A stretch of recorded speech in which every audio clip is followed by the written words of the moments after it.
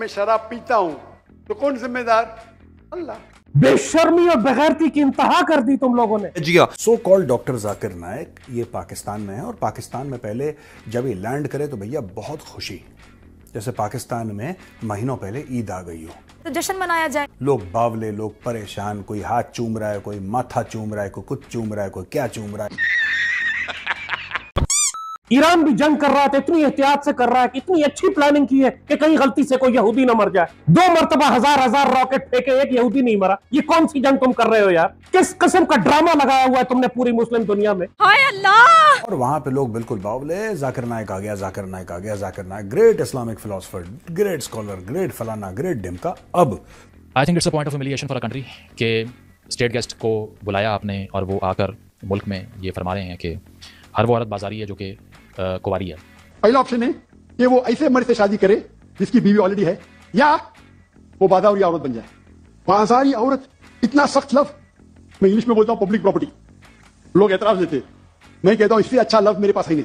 कि आखिर तुक क्या बनती थी, वजह क्या बनती थी, आखिर दुनिया को क्या मैसेज दिया जाना था, क्या मैसेज जाएगा? ये वो मुल्क है जहां पर मादर मिल्लत यानी कि mother of the nation Pakistani उस खातून को कहते हैं, फातिमा जना साहिबा को, जिन्होंने शादी नहीं की।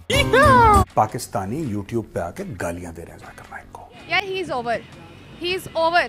मेरे लिए ये ओवर है। हर चीज़ इन्हें प्रोटोकॉल, जब मेरी बात सुने, एक लाइफ में आपको इस दुनिया में थोड़ी रिस्पेक्ट मिल रही है तो उसे डिजर्व करें और हजम करें, जो कि उन्हें नहीं हो रही हजम। भाई पाकिस्तान में 90% अभी भी लड़कियां कुंवारी हैं। यही रीजन आ रहा है भाई। किसी की शक्ल, किसी का नाक टेढ़ा, किसी कोई मोटी है, कोई छोटी है, कोई, उसको बात ये करनी नहीं चाहिए थी पाकिस्तान में आके भाई। पहले कम हमारे इधर भी है, पहले सुन्नी वहाबी शिया पहले कम चल रहे हमारे अंदर। यही कर रहा है भाई। भाई मेरी बात सुनो, उसको क्यों बुलाया जब हमारे पास अपने मौलाना मुफ्ती मौजूद हैं, इतने उलमा मौजूद हैं, इतने मदरसे मौजूद हैं। मेरे पर क्या, मेरी आंखों से आंसू निकलना शुरू हो गए।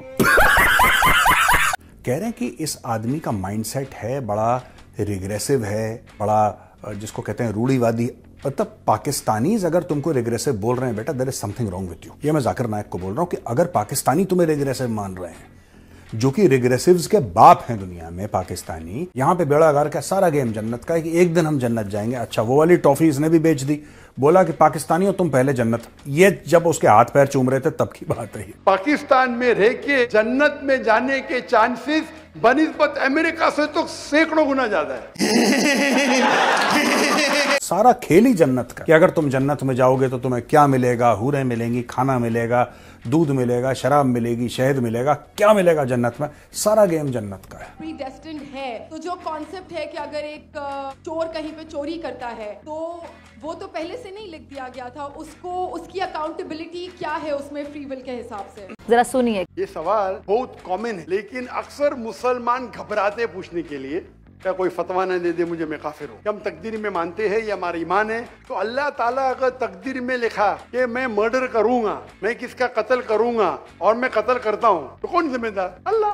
अगर लिखा है मेरे तकदीर में कि मैं शराब पीऊंगा और मैं शराब पीता हूं, कौन जिम्मेदार? अल्लाह। अब तक की सबसे बड़ी खबर, मैं कहूंगा कि ये इस सदी की सबसे बड़ी खबर है। वो चीज जो कि नामुमकिन थी वो मुमकिन हो चुकी है। इतना बड़ा भूचाल लेके आई है ये खबर। और मेरा तो मुतालबा है कि हमास का ऑफिस होना चाहिए पाकिस्तान में। या लेकिन अफसोस की बात यह है कि इस कॉन्फ्रेंस में पाकिस्तान तहरीक इंसाफ शरीक नहीं हुई। एक तो यार ये मेरी फिजा बेगम का अफसोस खत्म नहीं होता। क्यों उसको इतने दुख देते हो पाकिस्तानियों?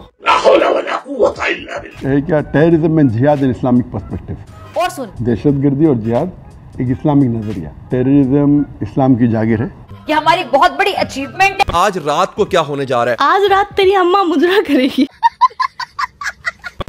तो कैसे हो किटकैट्स? आई होप अच्छी ही होगी। मैं भी अच्छी हूँ। आज तक पाकिस्तानियों को हम सब ने देखा होगा कि फिलिस्तीन, कश्मीर, इन पर जुल्म हो रहा है, बिलबिलाते हैं और एक ही बात करते हैं कि हम इनके लिए खड़े हैं, दुआ कर रहे हैं, बस इसके अलावा कुछ नहीं करते। पार्ट टाइम नौकरी कह लूं तो गलत नहीं हो। लेकिन आज पाकिस्तानियों ने भाई एक कदम उठा लिया है। पाकिस्तान के जितने भी पॉलिटिशियन है, चोर, डाकू, चक्के, ऐरे गहरे, सब मिलकर डिस्कस कर रहे हैं। मीटिंग्स चल रही है कि भाई आतंकवाद के पिल्ले हमास का ऑफिस खुलेगा पाकिस्तान में। हम आज यहाँ पे इकट्ठे हुए हैं। अच्छा, जमात इस्लामी के अमीर हाफिज नईमुर रहमान ने पाकिस्तान में हमास का दफ्तर खोलने का मुतालबा किया और कहा कि हमास की हिमायत में पाकिस्तान को वाज़ेह पोजीशन लेनी चाहिए। हमास दहशतगर्द नहीं है, एक कानूनी हुर्रियत पसंद तंजीम है। हमास एक लेजिटिमेट फोर्स है। हाँ, एक आतंकी मुल्क दूसरे आतंकी को कैसे बोल सकता है कि वो आतंकी है, और फिर इनको दुनिया के साथ ट्रेड करनी है, रिलेशन अच्छे करने हैं। और मेरा तो मुतालबा है कि हमास का ऑफिस होना चाहिए पाकिस्तान में। ऐसे एक बात पूछनी थी, चंदा भीख इकट्ठा कर ली हमास के नाम का ऑफिस खोलने के लिए। हमें IMF की फिक्र नहीं करनी चाहिए। क्यों भाई? अगर IMF के उस प्रोग्राम की फिक्र तो होनी चाहिए बतौर पाकिस्तानी, फिक्र तो होनी चाहिए बतौर एक वजीर आज़म के। पहले ही फैसला कर ले क्या चाहिए, क्या किस चीज की जरूरत है तुझे। लेकिन बतौर एक मुसलमान, बतौर एक पाकिस्तानी, बतौर एक इंसान, हमें पर अपने फैसले करने में भी फिर जुर्रत से काम लेना चाहिए। अब ये बात पूरे पाकिस्तान में कोई डिस्कस नहीं कर रहा। अभी डिस्कस क्या हो रहा है? मेरी ये जो तकरीर है जो होगी तो IMF में कलबली मचेगी और दूसरे ईमानों में कलबली मचेगी। गांजा गांजा अगर मचती है तो मचे, अगर उसके नतीजे में हमें कोई सजा वो देते हैं तो दें। क्या PM बनेगा रे तू? हम उसको पूरी तरह उसका मुकाबला करेंगे, फेस करेंगे। लेकिन अल्लाह ताला का शुक्र है कि वो जज्बात जो मुसलमानों के, पाकिस्तानियों के, उसकी भी पूरी जो खिदमत हो सकती है मैंने अपने ताईं की। मुल्क को भी हमें आगे लेके जाना है, गुर्बत और बेरोजगारी का भी खात्मा करना है, तभी हमारी आवाज सुनी जाएगी इंशाअल्लाह, तभी उसमें कुव्वत पैदा होगी, तभी वो लोग जो हमारी आवाज को अपना कोई ध्यान नहीं देते उनको ध्यान करने के लिए हम कायल करेंगे। यार ये एक तो इनका PM मुझे समझ में नहीं आता। पहले तो लंबी लंबी फेंक देता है, फिर कुछ देर बाद ही इतना पिलपिल आ जाता है। एक तो इसके चेहरे से बेबसी साफ टपकती है। इससे अच्छा फिजा खलीफा को बना दो PM, और उसका है लाल चड्डी लाल टोपी उसको बना दो। ये कम से कम बकबक तो ठीक कर लेते हैं। इनके इस PM से तो यार बोला भी नहीं जाता। आपके दिल की बात मैं कर रही हूँ। तुम एक बेशरम मिल्लत हो, इसलिए तुम्हारे ऊपर बेगैरत हुक्मरान है। कौमें तो वही तरक्की करती है वो जीती जागती हूँ। तुमने क्या किया फलस्तीन के लिए आज तक? अपना हिसाब दो कि इसराइल क्यों दंदनाता फिरता है, उसके पीछे आलमी ताकतें हैं। पाकिस्तान के लोग तो ये बहाना भी नहीं कर सकते कि हमारे पास रास्ता नहीं था फलस्तीन के लिए। तुम्हारे पास क्या बहाना है ये करने का कि जी हमें रास्ता नहीं मिला, हम भेज नहीं सकते थे, हुकूमत ने भेजा ही नहीं। हम क्या करते हैं? यहाँ पे फलस्तीन के नाम पे जो जलसे और जुलूस पे निकाले जा रहे हैं वो खवारिज की जानिब से निकाले जा रहे हैं। और पाकिस्तान को कम से कम ये मौक़िफ़ वाज़ेह तौर पर इख्तियार करना चाहिए। बहाना फलस्तीन का है, नाम फलस्तीन का है, मकसद पाकिस्तान की रियासत की जड़ें काटना है। नापाक और पलीत लोग ये सेनेटर मुश्ताक जैसे हरामखोर के बच्चे उम्मत को गुमराह किया। यही उम्मत की क़यादत है क्या? मजहबी क़यादत, क्या सियासी क़यादत? तमाम हरबे इस्तेमाल करके मुसलमानों का खून को सस्ता है। मैं समझता हूँ कि आज आलमी ज़मीर को आज जागना चाहिए। अब क्या है तुम्हारे पल्ले के तुम अल्लाह के आगे रख सको कि मेरे मालिक हमें माफ कर देना? क्यों माफ करेगा वो तुम्हें? जिस तबाही से बचने के लिए हिजबुल्लाह और लेबनान ने जंग में शमूलियत नहीं इख्तियार की, आज वो तबाही उन पे आ गई ना। सारी क़यादत भी हलाक हुई, बैरूत पे भी बमबारी हो रही है, लेबनान भी तबाह होने जा रहा है। तुम्हारा ख्याल है सऊदी अरब और इमारात और जॉर्डन और शाम और इराक ये बचेंगे? क्या ये जंग पाकिस्तान की जानिब नहीं आएगी? क्या ईरान बचेगा? ईरान भी जंग कर रहा है तो इतनी एहतियात से कर रहा है, इतनी अच्छी प्लानिंग की है कि कहीं गलती से कोई यहूदी न मर जाए। 2 मरतबा हजार रॉकेट फेंके, एक यहूदी नहीं मरा। ये कौन सी जंग तुम कर रहे हो यार? किस किस्म का ड्रामा लगाया हुआ है तुमने पूरी मुस्लिम दुनिया में? तुम्हारे सब बड़े बड़े असासे जंग शुरू होने से पहले खत्म हो गए। तुम्हारी सफों में इतने गद्दार घुसे हुए हैं। ये तुम्हारी असलियत और हैसियत थी। शोर किस बात का मचा रहे थे तुम? पहले उन्होंने कासिम सुलेमानी को कत्ल किया, तुम शोर मचाते रह गए। फिर तुम्हारे सदर का जहाज गिराया, तुम शोर मचाते रह गए। तुम्हारे एटमी साइंसदान कत्ल कर दिए, तुम शोर मचाते रह गए। फिर इस्माइल हानिया को घर बुलाए, तुम्हारी सफों के अंदर के गद्दारों ने कत्ल करवा दिया। वो जिसको इसराइल 50 साल की कोशिश से नहीं शहीद कर सका था, तुम्हारे घर में आके इसको मार दिया। फिर तुम्हारी पूरी हिजबुल्लाह कत्ल कर दी, तुम शोर मचाते रह गए। एक यहूदी तुमने नहीं मारा जवाब में।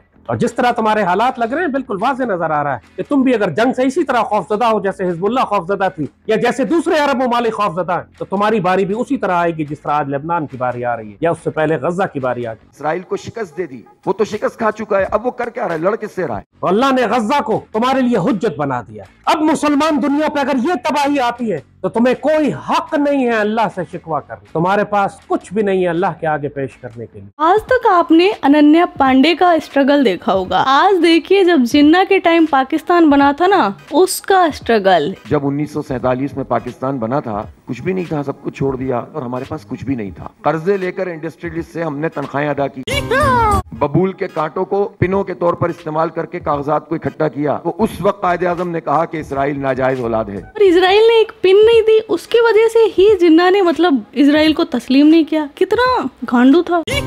उस वक्त कायदे आज़म ने कहा कि हम इसको कभी तस्लीम नहीं करेंगे। मैं सिर्फ फलस्तीन की आजाद रियासत की बात करनी चाहिए और किसी कंट्रोवर्सी में यहाँ से नहीं पड़ना चाहिए। नहीं, एक बात बताओ, जिन्ना के बस की बात थी कंट्रोवर्सी? जिन्ना को कोई एक अच्छा सा थप्पड़ जड़ देता ना, वो खुद को तस्लीम नहीं कर पाता।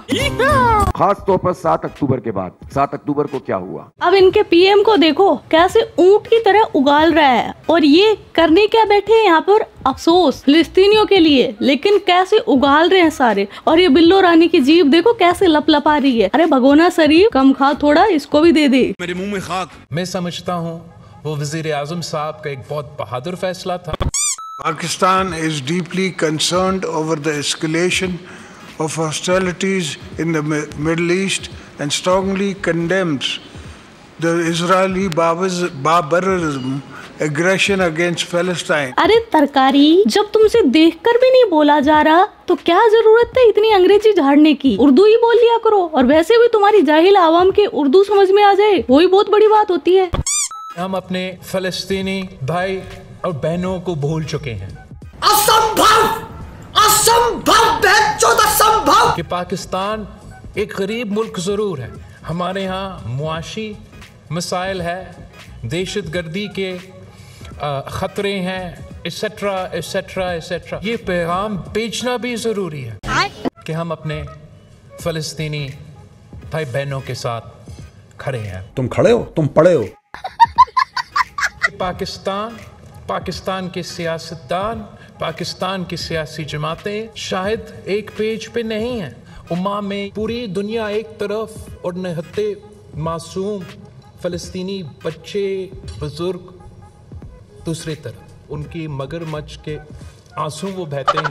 पाकिस्तान ने मुस्लिम उम्मा में ये ज़ायनिस्ट एजेंडा को बेनकाब करना है। हमने इनका जो साजिश है वो आज से बेनकाब करना है। ना सिर्फ मुस्लिम उम्मा के साथ खड़े होके मैं वजीर आजम साहब गैर मुस्लिम ममालिक को सलाम पेश करना चाहूंगा। एक तो यार ये बिल्लो रानी का मुझे पता ही नहीं चल रहा ये इजराइल की तरफ है या फिलिस्तीन की तरफ।